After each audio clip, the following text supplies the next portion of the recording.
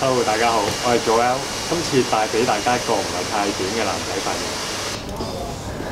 咁本身 model 咧個面型個下顎位比較突出嘅，咁我哋分咗區先啦，分上下兩邊。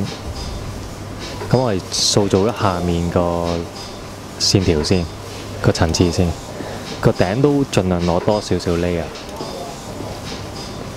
咁去到個陰嗰度啦，咁我哋就剪翻重身少少。咁剪完咗、吹乾咗之後嘅效果就係咁啦。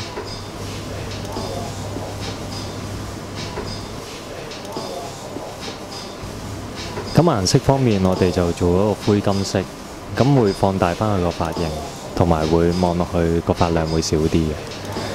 Styling 方面，我哋用髮泥啦，去 build up 翻後面嘅層次啦，推翻鬆後面。咁側邊下巴位就會推翻起少少，咁正面望呢，要見到後面有啲頭髮喺度嘅，咁就會修飾咗個面部輪廓啦。個頂就輕輕推翻鬆少少，做翻啲層次感。側面望呢，會修飾咗成個面部輪廓嘅，因為後面會推翻鬆少少。